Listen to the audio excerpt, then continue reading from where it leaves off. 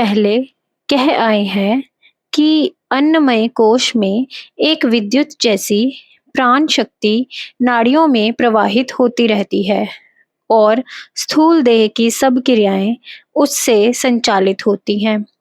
यह प्राण शक्ति तीन रूपों में व्यक्त होती है: क्रिया शक्ति, संज्ञाना शक्ति और इच्छा शक्ति। क्रिया शक्ति क्रियात्मिका नाड़ियों यानी मोटर नर्व्स द्वारा कार्य करती है। संज्ञाना शक्ति संज्ञानात्मिकता नाड़ियों यानी सेंसरी नर्व्स द्वारा कार्य करती है। और इच्छा शक्ति मन, बुद्धि, चित्त और अहंकार इस अंतःकरण चातुष्टय के द्वारा कार्य करती है।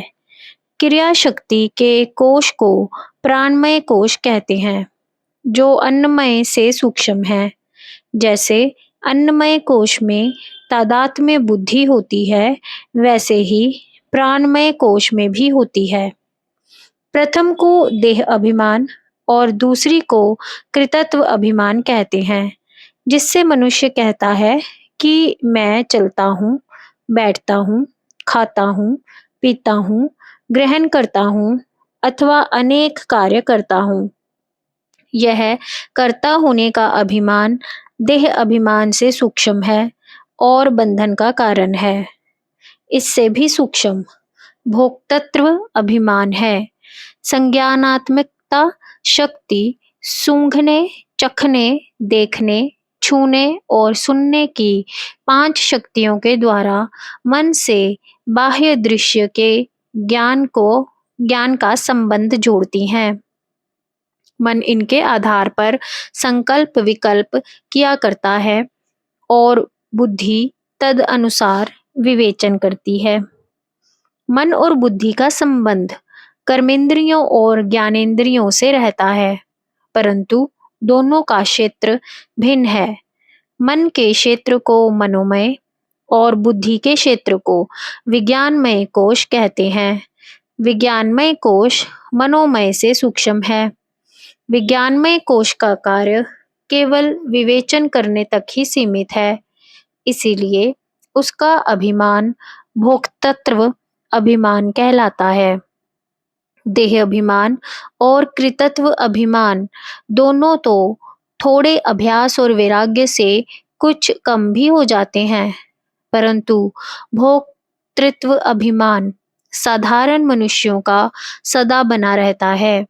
विचारशील, दार्शनिक, वैज्ञानिक और अन्य गहन विचारों में रमन करने वाले प्रकर्ष मेधा बुद्धि वाले विद्वानों का मना अभिमान जब वे अपने विचारों में तन्मयता प्राप्त कर लेते हैं, तब उस समय के लिए लीन हो जाया करता है, फिर पूर्ववत उदय हो जाया करता है। परंतु योगी अपने मन को संकल्प विकल्प रहित समाहित साम्यावस्था में रखने के निरंतर अभ्यास द्वारा भोक्तृत्व अभिमान को हटा सकता है। इस अभ्यास को श्री भगवान ने गीता में बुद्धि योग कहा है।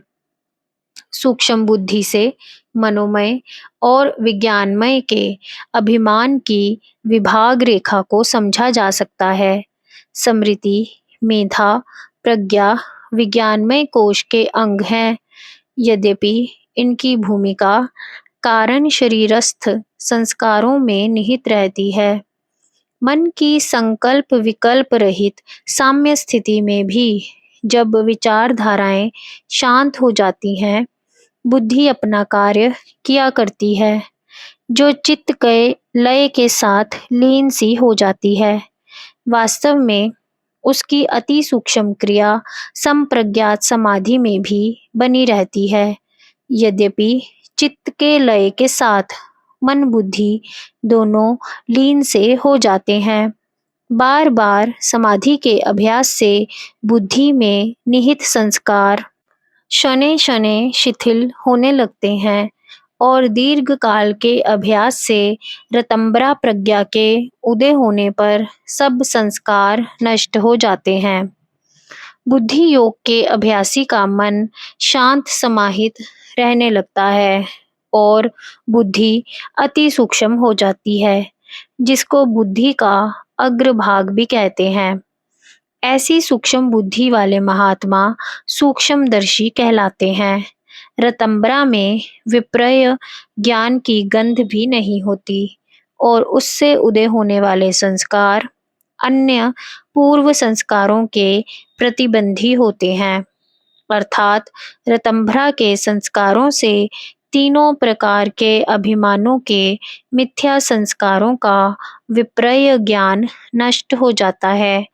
तभी योगी अपने स्वरूप में स्थिति रखने के योग्य होता है। कठोर उपनिषद के अनुसार सूक्ष्म दर्शियों को बुद्धि के सूक्ष्म अग्रभाग के द्वारा आत्मा के दर्शन होते हैं। मनोमय और विज्ञानमय दोनों कोशों में तादात्म्य बुद्धि भोक्तृत्व अभिमान के ही अंतर्गत हैं। पांचवा आनंदमय कोश है, जो आत्मा का अंतिम आवरण है और उसका अभिमान भी भोक्तृत्व अभिमान का ही अंग है। आनंद तो आत्मा का ही स्वरूप है, परंतु जैसे भौतिक देह की चेतना ज्ञान स्वरूप आत्मा की प्रति चमक है, वैसे ही तीनों गुणों के पर्दों पर आनंद की प्रतिभा को आनंदमय कोश कहते हैं। अर्थात आनंदमय कोश चित्त के सात्विक, राजसिक और तामसिक स्तरों से छन कर झलकने वाले आनंद के विकार का आवरण है। सुषुप्ति में तमोगुण से आवृत आनंद का अनुभव होता है। मैथुनादि इंद्रियों के भोगों में रजोगुण से आवृत आनंद का अनुभव होता है और उच्च विचारों का तथा ध्यान भक्ति शांति में सत्व गुण से आवृत आनंद का अनुभव होता है। यह आनंद भी आत्मा का स्वरूप नहीं है, वरन चित्त की ही एक वृत्ति है, जो भोक्तृत्व अभिमान का ही विषय है। श्री मच्छंकराचार्य जी ने कहा है, विवेक चूड़ामणि के अनुसार यह आनंदमय कोश परमात्मा नहीं है, क्योंकि यह सोपाधिक और प्रकृति का विकार है।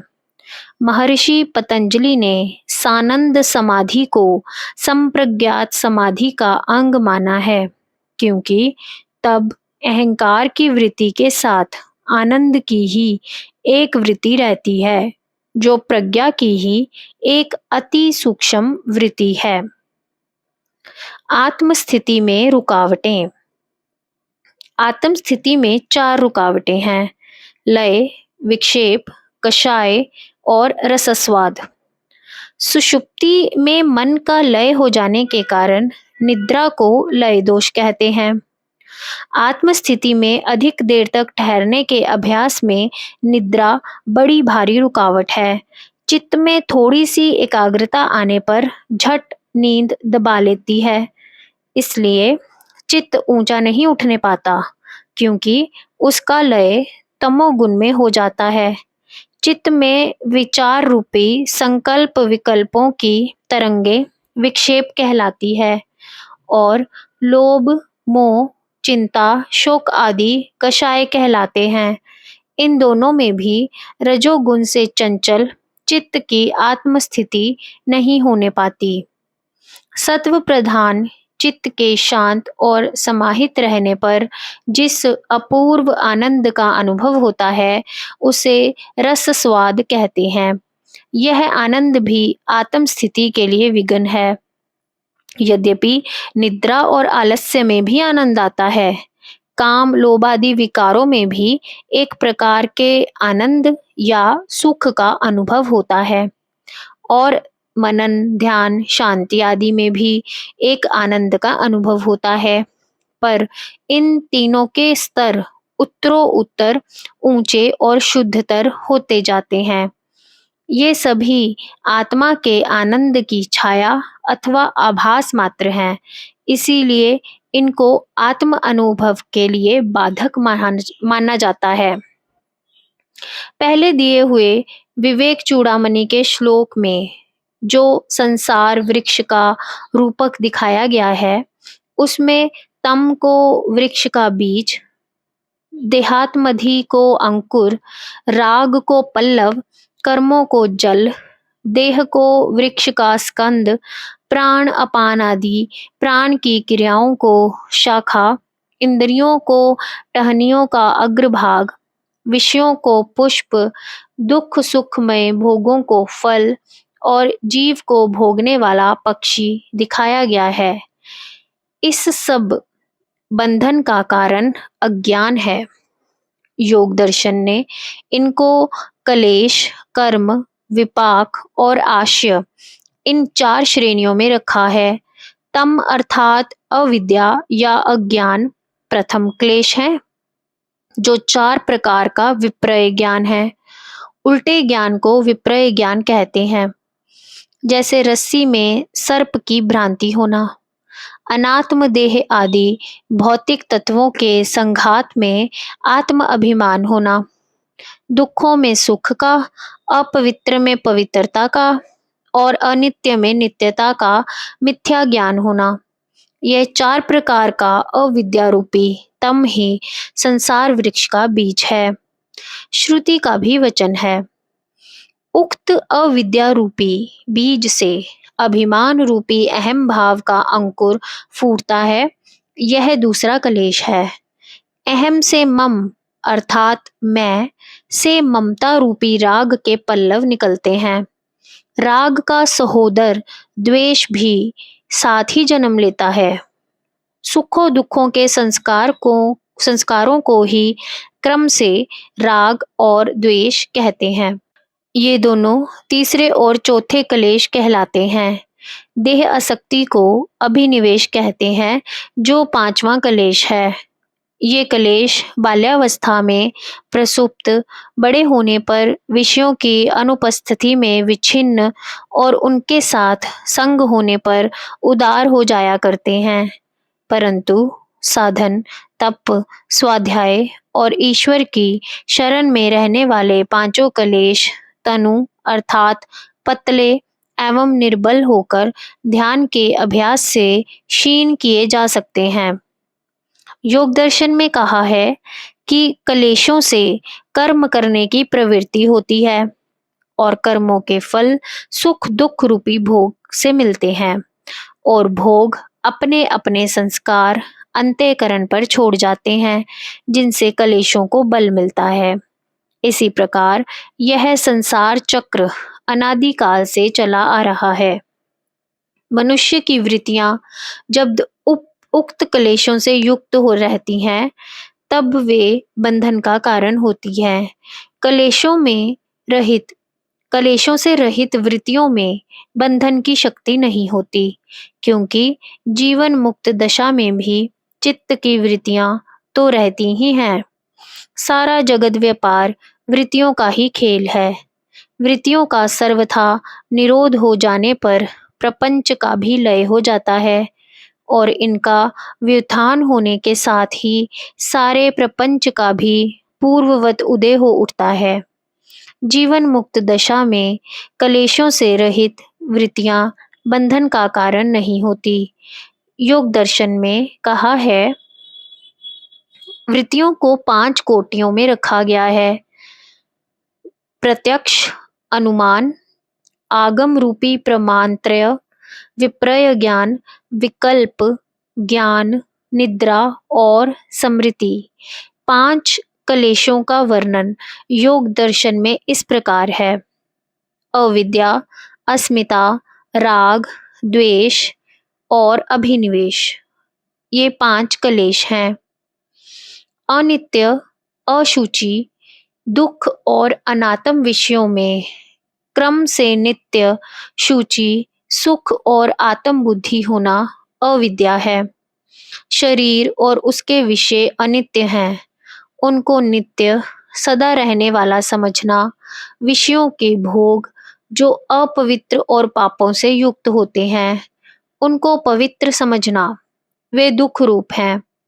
उनको सुख का कारण समझना और भौतिक देह, इंद्रियां, मन जो अनात्म प्रकृति के अंग हैं, उनमें आत्म अध्यास होना अविद्या है।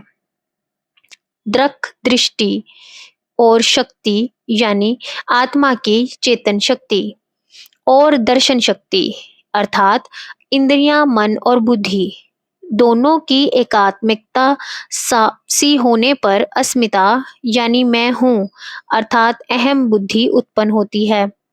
शुद्ध आत्मा में मैंपन नहीं होता और अचेतन प्रकृति के अंगों में भी मैंपन नहीं हो सकता। चेतन आत्मा अचेतन नहीं बन सकता और अचेतन प्रकृति चेतन नहीं हो सकती और ना दोनों की एकात्मा ही संभव है, परंतु इन दोनों विपरीत धर्म वाले चेतन पुरुष और अचेतन बुद्धि आदि में एकात्मा सी दिख पड़ती है और जिससे अचेतन बुद्धि आदि में अहमपन उत्पन्न हो जाता है। इसे अस्मिता या अहंकार कहते हैं। आत्मा यद्यपि शुद्ध स्वरूप है, परंतु बुद्धि आदि की उपाधि युक्त दिखता है। दृष्टा चेतनात्मा दृषि अर्थात देखने की शक्ति मात्र, चित्ती शक्ति स्वरूप प्रज्ञानात्मा यानी एब्सोल्यूट कॉन्शियसनेस शुद्ध साक्षी है, परंतु बुद्धि आदि प्रत्ययों की उपाधियों से युक्त दिख पड़ता है। सुख का अनुभव होने पर जो संस्कार रह जाता है उसको राग और दुख का अनुभव होने पर जो संस्कार रहता है उसे द्वेष कहते हैं। जो स्वाभाविक रूप में विद्वानों में भी वैसी ही आरूढ़ देखी जाती है जैसी साधारण प्राणियों में, इस जीवन लालसा को अभिनिवेश कहते हैं। यदि जीवन लालसा को एक प्रकार का राग माना जाए तो इसके विपरीत जीवन को नष्ट करने वाले विषयों से जो द्वेष होता है उसको भय कहते हैं। इसीलिए जीवन से प्रेम तथा भय दोनों अभिनिवेश के अंतर्गत आते हैं। सांख्य दर्शन में अविद्या को तम, अस्मिता को मोह, राग को महामोह, द्वेष को तमिस्त्र और अभिनिवेश को अंधतमिस्त्र कहा जाता है। जीवन मुक्ति की दशा में आत्मज्ञान होने पर पांचों कलेशों का नाश हो जाता है। केवल उपरोक्त पांचों वृत्तियां जगत का व्यापार बनाए रखती हैं, पर उनमें बंधन के हेतु कलेश नहीं रहते। कलेश ही शुभ अशुभ कर्मों की जड़ हैं। कलेशों से कर्म, कर्मों से दुख सुखमय भोग, भोगों से वासना के संस्कार और संस्कारों से जन्म मरण आयु और भोगों का चक्र चलता रहता है। इसीलिए समझना चाहिए कि जब तक कलेश क्षीण नहीं होते तब तक अपरोक्ष ब्रह्मा ज्ञान की बातें करना कोरावाचक ज्ञान है। जन्म मरण स्थूल देह का ही होता है। स्थूल शरीर एक देह से दूसरे देह में आवागमन किया करता है। 5 तन्मात्राएं, 5 प्राण, 10 इंद्रियां, मन, बुद्धि, चित्त और अहंकार, इन सबके संघात को सूक्ष्म शरीर कहते हैं। सूक्ष्म शरीर का आधार कारण शरीर है, जो अविद्यात्मिकता आदि शक्ति का रूप है। इसको अव्यक्त भी कहते हैं, परंतु इसे सांख्य का प्रधान अव्यक्त नहीं समझना चाहिए, क्योंकि वेदांत उसको ईश्वर अधीन शक्ति मानता है। वेदांत में ईश्वर से स्वतंत्र किसी मूल प्रकृति को स्थान नहीं है।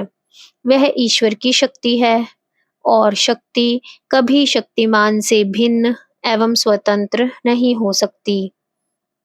कारण शरीर को संस्कारों एवं वासनाओं का एक कोश समझना चाहिए, जिसमें सब शुभ अशुभ संस्कारों का संचय रहता है, जो वासनाओं का रूप धारण करके भावी जन्म का कारण बन जाते हैं। स्मृति जागने के पूर्व सब अनुभवों के संस्कार संस्कार आशय में जमा रहते हैं। इस कर्माशय की जड़ मूल कलेशों में है और यही वर्तमान एवं भावी जन्मों का कारण होता है। अविद्या से देहात्म बुद्धि उत्पन्न होती है, देहात्म बुद्धि के कारण ही सुख देने वाले विषयों में राग, दुख देने वाले विषयों में द्वेष, जीवन लालसा और देह को हानि पहुंचाने वाले कारणों से भय उत्पन्न होता है।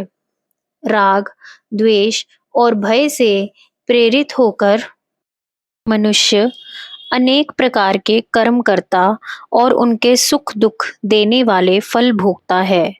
सुख दुख के भोगों के संस्कार चित्त पर अंकित होते रहते हैं।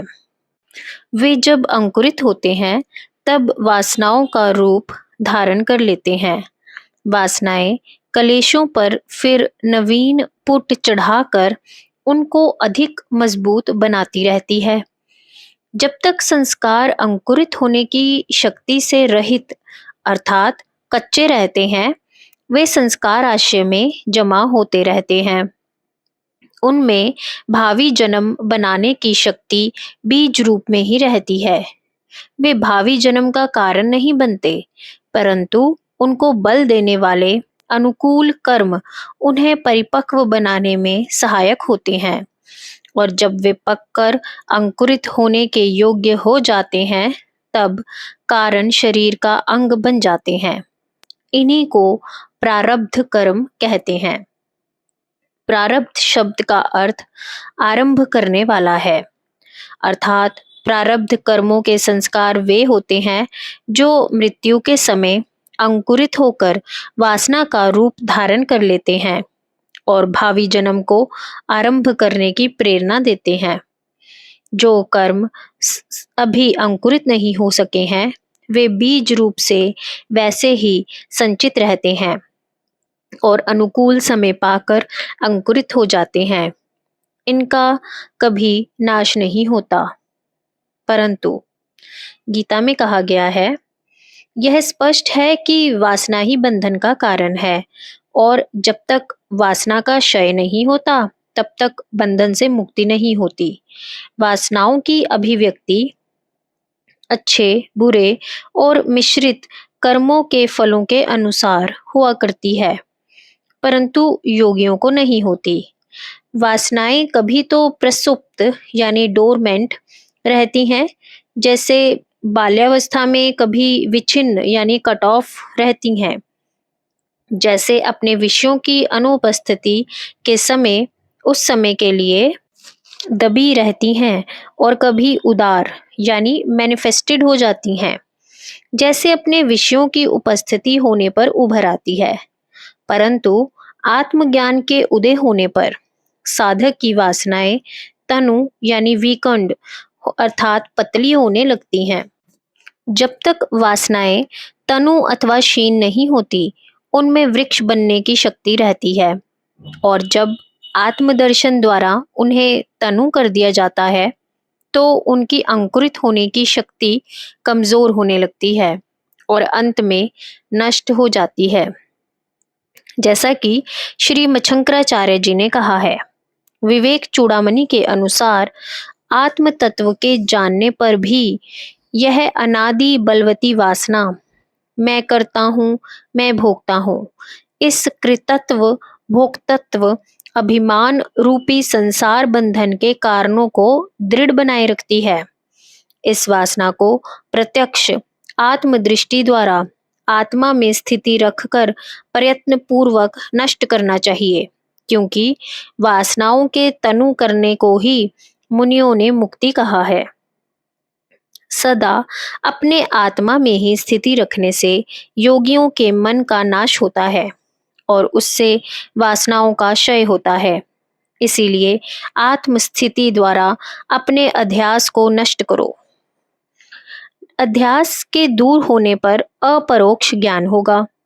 अपरोक्ष ज्ञान होने से लक्षणों का विकास होना ही अपरोक्ष ज्ञान है।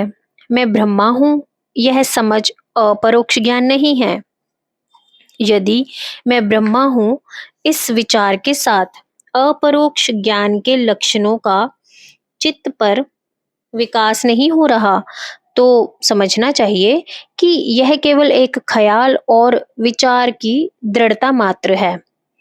कुछ आचार्यों ने घृणा, लज्जा, भय, शोक, जुगुप्सा, शील, कुल और जाति का अभिमान, ये 8 पाश माने हैं जिनसे बंधा हुआ जीव पशु तुल्य है और इनसे मुक्त शिव है। परंतु वास्तव में राग ही एक मुख्य पाश है जिसके कटने से सब पाश कट जाते हैं। अपरोक्ष ज्ञान के लक्षण। अपरोक्ष ज्ञान का उदय होने पर काम, क्रोध, लोभ, मोह, दंभ, मान, मद, मात्सर्य, अहंकार, चिंता, शोक, आशा, तृष्णा, वासना, ईर्ष्या, द्वेष, लज्जा, घृणा, भय तथा विषय आसक्ति के वेग तनु अर्थात शिथिल होने लगते हैं और धीरे धीरे चित्त उनसे मुक्त रहने लगता है। यदि किसी संसर्ग से किसी भाव का वेग आ भी जाए तो उसकी तीव्रता पूर्ववत नहीं होती। उसका वेग चित्त को अधिक क्षुब्ध ना करके क्षणिक रहकर शांत हो जाता है और चित्त तुरंत अपनी स्वस्थ समाहित अवस्था में आ जाता है। चित्त में एक प्रकार के अपूर्व सुख का उदय होता है जिससे सदा एक प्रकार की मस्ती और नशा सा बना रहने लगता है। चित्त विषयों से उपरत हो जाता है। शांति, प्राणी मात्र से प्रेम, दया, क्षमा, त्याग, उदारता, नम्रता, चित्त की प्रसन्नता, धैर्य, तेज, निर्भीकता और सब प्राणियों पर समदृष्टि इत्यादि सात्विक भाव स्वभाव सिद्ध चित्त में विकसित होने लगते हैं।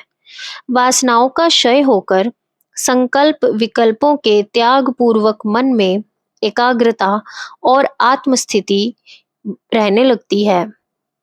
वह दुखों से घबराता नहीं, किसी भय से डरता नहीं और सुखों की इच्छा भी नहीं करता। वीतराग होकर प्रारब्ध के भले बुरे भोगों को निर्लिप्त होकर भोगता है। उसको आत्मरमन में संतोष और तृप्ति मिलती है। शांति और आनंद का सागर उसके हृदय में उमड़ने लगता है। ऐसे लक्षण बनावटी नहीं बनाए जा सकते। उनके विकास का प्रभाव स्वतः स्वाभाविक आत्मा की किरणों के सदृश उमड़ने लगता है। वह जीवन मुक्ति की दशा है। तब मन अगाध शांति में गोते लगाने लगता है। वृत्ति अंतरात्मा की ओर खींचने लगती है और वह योगी कबीर के शब्दों में गाने लगता है। मन मस्त हुआ तब क्यों बोले, सूरत कलारी भई मतवारी, पी गई मदवा बिन तोले। जय गुरुदेव।